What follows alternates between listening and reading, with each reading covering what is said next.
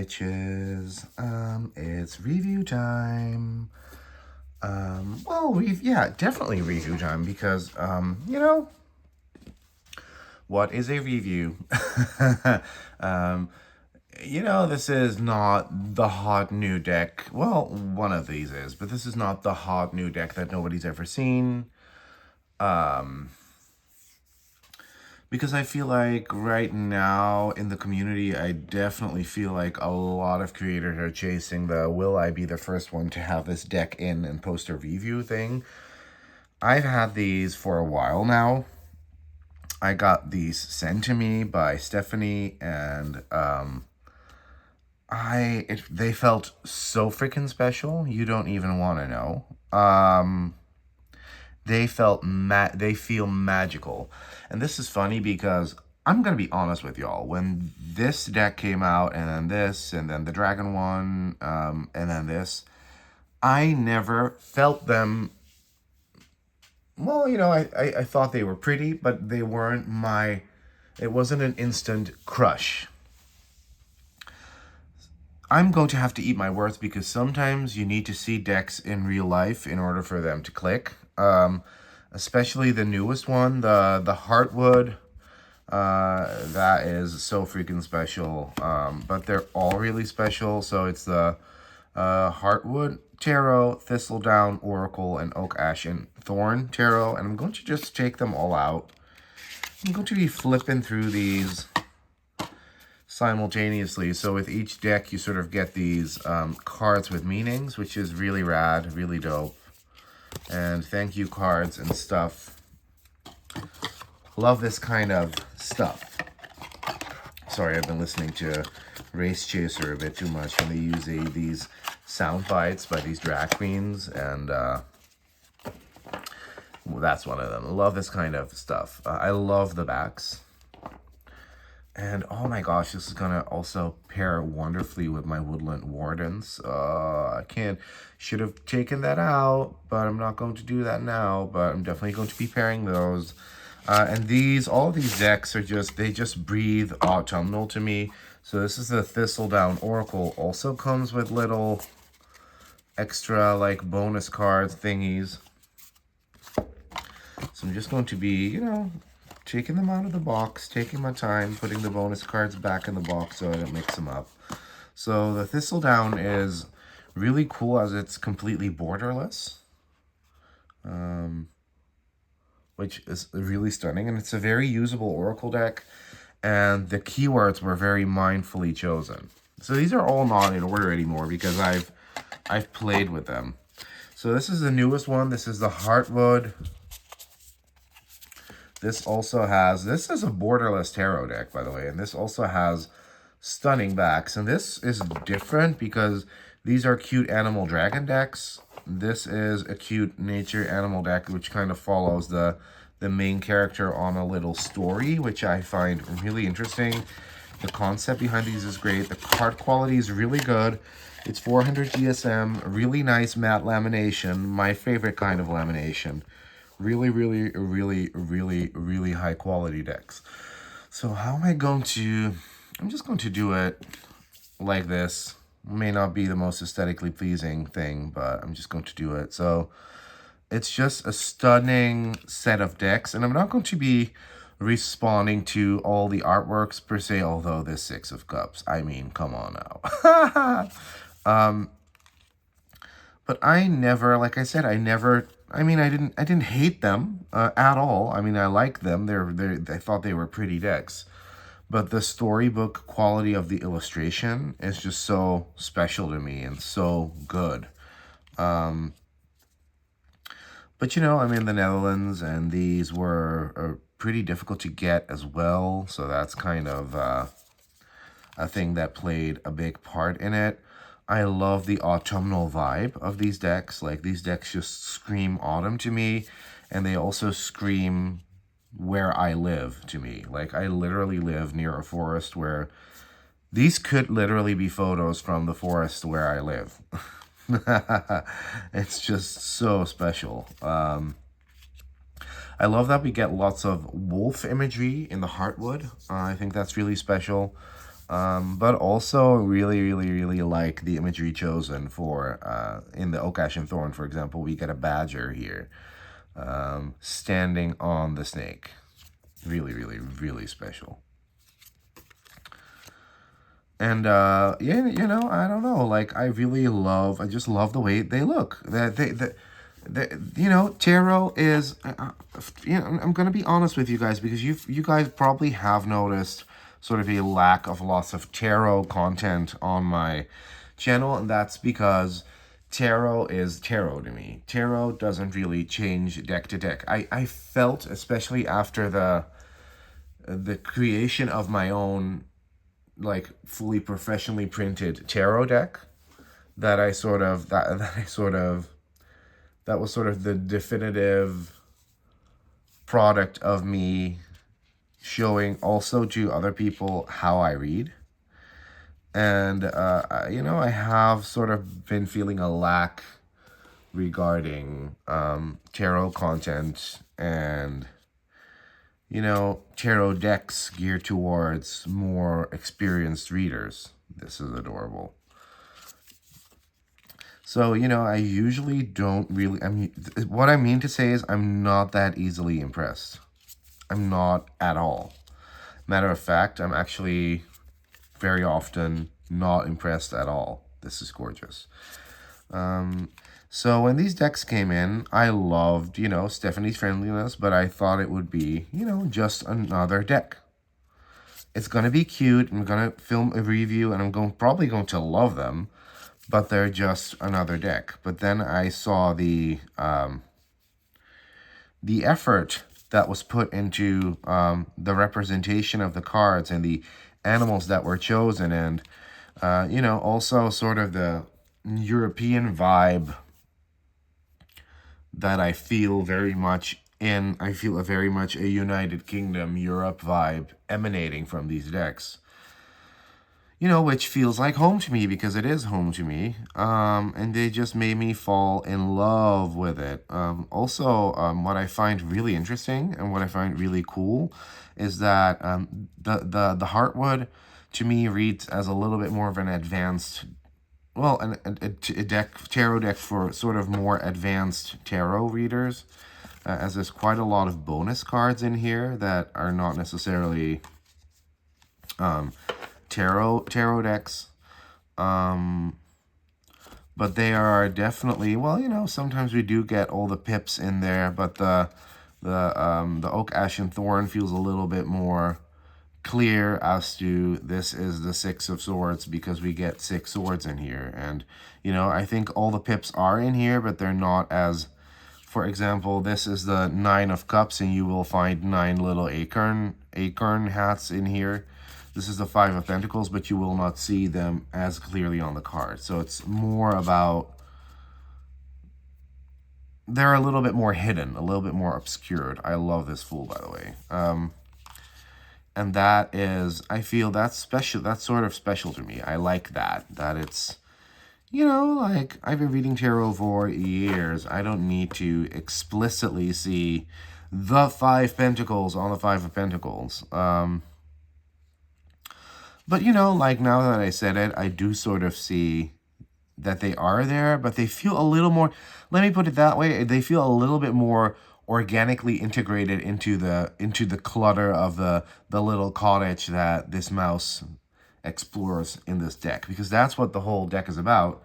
It's about this little mouse exploring the cottage. So also, and over here we very clearly see the pips as they stand out a little bit more, which is not a bad thing, but to me that reads more as a sort of more beginner friendly, this is very clearly a Pentacles card. If you get what I'm saying. Oh my god. Look at how good these look together. I have used these in I've used these all together in very big spreads. I've devised a huge 19 card spread, which is really fun to read. I love this Tower card, by the way. It's a lot of fun to read with, but it's also a lot of work. It's a lot of work. Oh, I love this Oracle card as well, Decision. Overall, I feel like there's so, I was just so complete. Like I rarely ever get completely gobsmacked, surprised by a tarot deck anymore, ever. Especially like some of the latest US games releases have been a little bit saccharine, almost kitsch camp, almost a parody of tarot. I don't know, and a lot of indie decks too. Like I'm going to have to be honest. A lot of the indie tarot decks have kind of been feeling a little bit kitschy, parodying the tarot almost. Because you know that's just how I feel. And with these, I did not feel that at all. I felt, look at that Ace of Cups. That is so magical. This is such a Levi. These are such Levi decks because these are all about magic in the mundane. This strength card is everything. The magic in the mundane and drawing the magic from the mundane. It's just, look, for example, here. Here we do have 1, 2, 3, 4 swords, but they're very much incorporated into the scenery. Whereas here, it's a little bit clearer that we have 10 cups, you know? No, and I love both, but you know that this could help a beginner more than this. It's actually a very nice sort of transition deck. So you could start with a General Rider-Waite-Smith, maybe after start with a Lightseers, maybe or and then simultaneously maybe use Oak, Ash, and Thorn, and then maybe go to Heartwood. I don't know, something like that. So these stacks are rising and rising. I need to flip over some Oracle cards. Ooh, this is really special. Ooh. I mean, obviously these pair great together because they're by the same illustrator, but nothing about these feel like Adam Ohlers, who did the illustrations, phoned these in. When I saw the Oak, Ash, and Thorn for the very first time, I have to admit, and I'm not going to, I'm never one for lying or sugarcoating shit. People will literally quote me on this because I've probably said this to them. I said, this kind of reminds me of a cool Llewellyn deck, so meh. Don't know if it's for me, but, secretly it had been pulling at me all these years. And now that I'm seeing them in real life, if you ever get a chance to peek at these, if you've been doubting getting these, and if you ever get a chance to peek at these in a store, love that calm illustration, by the way. These decks need to be seen, felt, touched. Really, they really do. Also, with the Oracle deck, I always felt like, because I had seen quick flip-throughs of it, never really watched anything in depth, and I always felt like this was a pretty picture with random keyword deck, but it's not at all. It's so freaking nuanced, you don't even want to know. There's so much to see. The meanings are conveyed so well by the images. Like, it's absolutely adorable. Just as adorable as this mouse running on this old gramophone. So cool. Huh. So I need to probably move these stacks out of the way just a little because they are going to otherwise clash with the... so it's going to be a little less visually appealing because you'll see little stacks, but I don't really care. Yeah, this is a good one. So, for example, where I said the pips showing up clear, that's very clear here. This is another Wands card, and they're more integrated into the artwork. Same here. It's very... this one is a little bit more standard Rider-Waite-Smithian. But they're both gorgeous. Also, this one is a little bit bolder color-wise, a little bit darker, and this one is a little bit more cozy 70s storybook vibe. So even though the illustrator is the same, You know, this has way darker inking, way darker line work on it, which is, you know, which is something I generally love, and I love it in this deck as well. So, aww, love that. It's all so cute. So this deck came with a ton of bonus cards as well. These are the ones, for example, there are multiple devils. Maybe I'll show the extras in a bit as well. But this is it's so special. Like, then there are these oracle cards in here. And I've been working with this for a while, but I never really took the time to look it up. So I might as well just look it up now if there's something in there.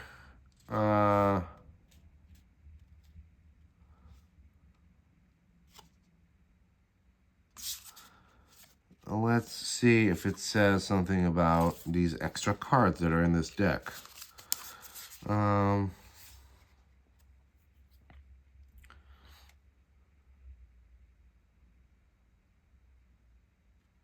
there are like a couple of bonus cards in here that you can sort of add your own meaning to. So that would be this one, for example. So I would probably read this as winter, maybe. I don't know. Looks a little bit wintry. But you know, you can read it any way you want, obviously. It's just so... Oh, look at that death card too. Fuck. Oh, and I love the badger for paws. Like, these meanings all resonate with me so dearly. This, with those little magic balls floating around that rabbit or that hare, is giving me magical girl anime vibes, which I'm completely here for. I love this. This is probably one of my favorite moon cards ever. Look, this is one of those extra cards as well. It's a thistle. So sweet. This deck has a lot of like extra oracle cards to it, which I think is really, really cool. Like you know, once again, this shows me when creators do stuff like that, it shows me that they were aiming to create more than just another deck for the sake of creating another deck. Because it would have been so easy for Stephanie and Adam to, you know, do sort of a recreation of the first two. But they didn't. But I've been seeing that stuff a lot. Like I'm seeing a lot of creators literally trying to make the next Lightseers. I don't like that stuff. You know, create from the heart, don't create from money. Let mass market publishers create for money. If you do an indie deck, create something you actually want to see. Create something that you miss. Create something that you long for, that you yearn for. And that creative energy is so felt in this collaboration.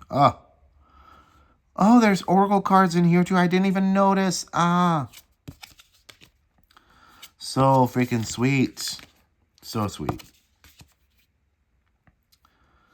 I love the formats, too, of the cards. Oh, this Two of Swords has a little spider. I adore that. Oh, my gosh. So sweet. Oh. Gotta keep the piles a little straight for the visual appeal. Oh, this High Priestess is badass. I love seeing a bird of prey for, because that's what this bird is. As for the High Priestess, because the High Priestess is a very fierce energy. She's very often depicted as a very demure, I'm just sitting here. I can see beyond the veil, but I don't really do anything else but look beyond the veil. No, man, she's like badass. You know, how do you think she got that knowledge, all that arcane knowledge, just by freaking sitting? No, she's a fucking badass bitch. Also, that Eight of Pentacles is adorbs. So cute. Oh, Discovery. That little glowing star. You know what's so funny, too? This deck is sort of giving me Little Nightmares vibes a little bit. That's a really, really, really good game that I play on my PlayStation. You need to know about it, need to have seen it in order to know what I'm talking about. The Hanging Mouse. Love that. Here's another one of those blank cards, which I adore.